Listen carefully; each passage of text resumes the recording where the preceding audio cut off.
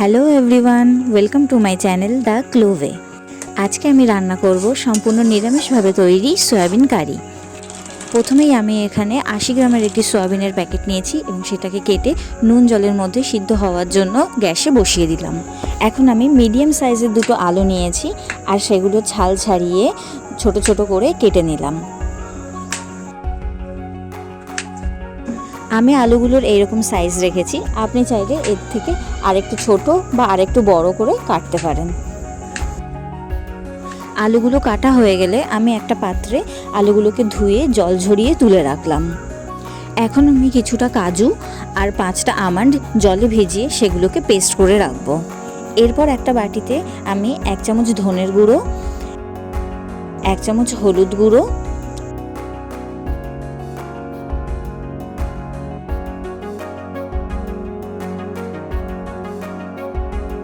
1 চামচ জিরের গুঁড়ো, আদা বাটা আর কিছুটা কাশ্মীরি লঙ্কার গুঁড়ো মিশিয়ে সেটাকে জল দিয়ে ভালো করে গুলে নেব।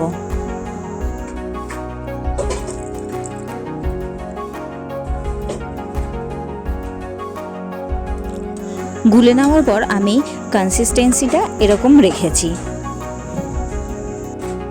এবারে গ্যাসে কড়াই বসালাম। কড়াইটা একটু গরম হওয়ার পর তাতে আমি কিছুটা সর্ষের তেল দিলাম। আমি এখানে সর্ষের তেল দিচ্ছি, আপনারা চাইলে যে কোনো তেল ইউজ করতে পারেন। তেলটা একটু গরম হলে এর মধ্যে আমি কেটে জল ঝরিয়ে রাখা যে আলুগুলো ছিল সেগুলোকে তেলের মধ্যে দিয়ে দেবো। এরপর এর মধ্যে একটু নুন আর একটু হলুদ দিয়ে আলুটাকে ভালো করে নাড়িয়ে চাড়িয়ে নেব। এবারে আলুগুলোকে বেশ কিছুক্ষণ নাড়িয়ে চাড়িয়ে নিয়ে ঢাকা দিয়ে রেখে দেবো। আলুটা যতক্ষণ ভাজা হচ্ছে ততক্ষণে আমি একটা বড় টমেটো আর 2টো কাঁচা লঙ্কা মিক্সিতে পেস্ট করে নিয়েছি। এবার একটা বাটিতে আমি 100 গ্রাম মতো দই নিয়েছি আর তাতে কাজু আর আমন্ড বাটাটা দিয়ে দিলাম। দিয়ে এটাকে ভালোভাবে এখন ফেটিয়ে নেব। আমি এখানে অল্প করে দই নিয়েছি, কারণ অলরেডি একটা টমেটো দিয়েছি, তাই যাতে তরকারিটা বেশি টক না হয়ে যায় তাই দইয়ের পরিমাণটা একটু কম করেই নিয়েছি। এখন ঢাকাটা তুলে আমি দেখে নেব আলুগুলো কেমন ভাজা হয়েছে। আলুগুলো বেশ ভালোই ভাজা হয়ে গেছে, তাই আরেকবার একটু নাড়িয়ে চাড়িয়ে নিয়ে আলুগুলোকে একটা পাত্রে এখন তুলে রাখবো।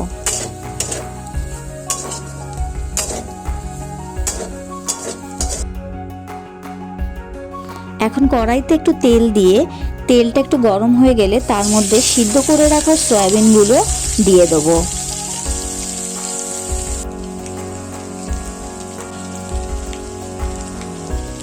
এবারে সয়াবিনগুলোর মধ্যে একটু নুন, একটু হলুদ আর একটু লঙ্কার গুঁড়ো ছড়িয়ে দিয়ে ভালো করে নাড়িয়ে নেব।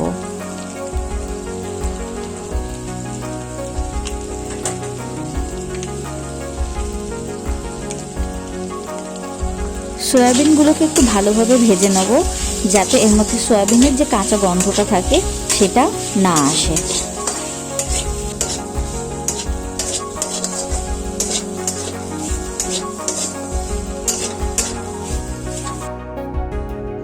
সয়াবিনগুলো এখন ভালোভাবে ভাজা হয়ে গেছে, তাই আমি সয়াবিনগুলোকে একটা পাত্রে তুলে রাখবো। এখন কড়াইয়ের মধ্যে আমি একটুখানি তেল নিলাম।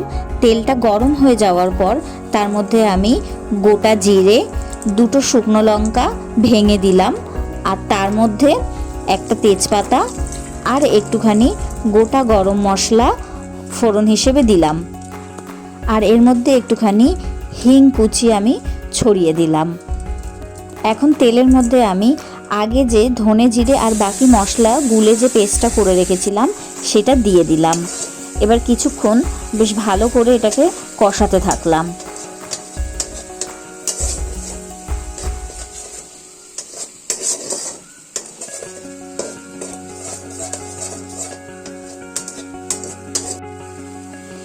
এবার এর মধ্যে একটুখানি জল মিশিয়ে আবার কিছুক্ষণ এটাকে কষাতে থাকবো।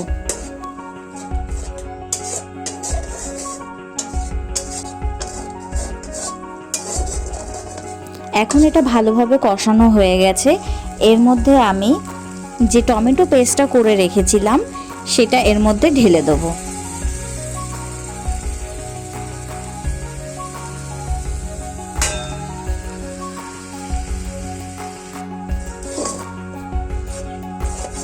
এবারে পুরো পেস্টটাকে ভালোভাবে নাড়িয়ে চাড়িয়ে নিয়ে বেশ কিছুক্ষণ কষিয়ে নেওয়ার পর তার মধ্যে আমি পরিমাণ মতো নুন দিয়ে দেবো।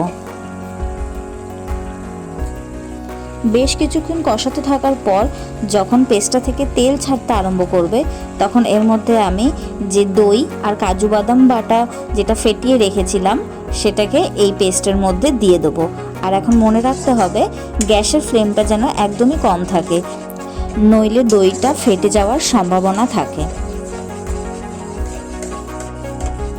এখন মিনিট দুয়েক এই পেস্টটাকে কষানোর পর এর মধ্যে যে ভেজে তুলে রাখা আলুগুলো ছিল সেগুলো দিয়ে দেবো।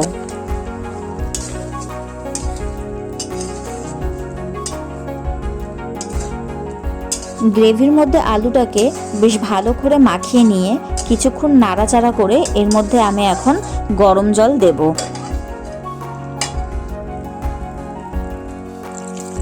আপনারা যতটা গ্রেভি রাখতে চান তার থেকে একটু বেশি জল দেবেন, কারণ এখন এই জলটা দিয়ে আমরা ঢাকা দিয়ে রেখে দেবো যাতে আলুগুলো সিদ্ধ হয়।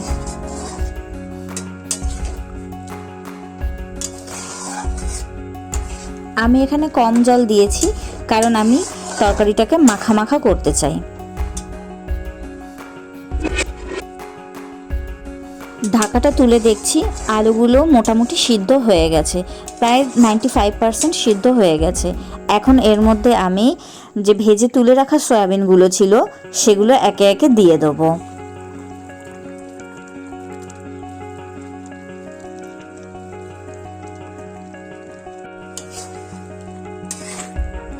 সয়াবিনগুলো দেওয়া হয়ে গেলে এবারে পুরো গ্রেভিটাকে আমি ভালো করে নাড়িয়ে চাড়িয়ে নিলাম।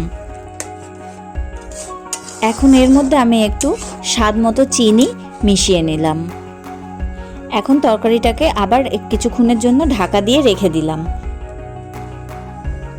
ঢাকাটা উঠিয়ে দেখছি সয়াবিন প্রায় কমপ্লিট, তাই এখন নামানোর আগে একটুখানি ঘি আর একটু গরম মশলা তরকারির মধ্যে ছড়িয়ে দিলাম। এখন সয়াবিনটাকে আবার আমি কিছুক্ষণের জন্য ঢাকা দিয়ে রেখে দেবো যাতে ঘি গরম মশলার স্মেলটা আরও রান্নার মধ্যে এনহ্যান্স হয়। আমি এখন গ্যাস থেকে সয়াবিনটাকে নামিয়ে নিয়েছি। এটা খেতে কিন্তু খুব টেস্টি হয়েছে, আপনারা অবশ্যই বাড়িতে ট্রাই করবেন। আর এটা ভাত, রুটি, লুচি, পরোটা যে কোনো কিছুর সাথে সার্ভ করে খেতে পারবেন।